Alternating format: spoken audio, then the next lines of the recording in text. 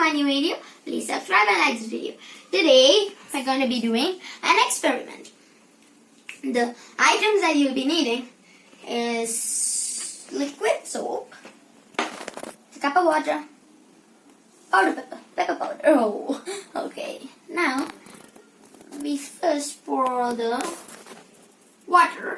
cup of water in the plate, and then sprinkle the pepper like this. A little bit more. Yeah, that's perfect.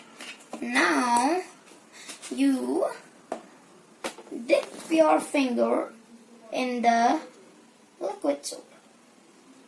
This is the example. This is the bacteria. This is the soap. You wash your hands with your soap and then touch the bacteria. They run away.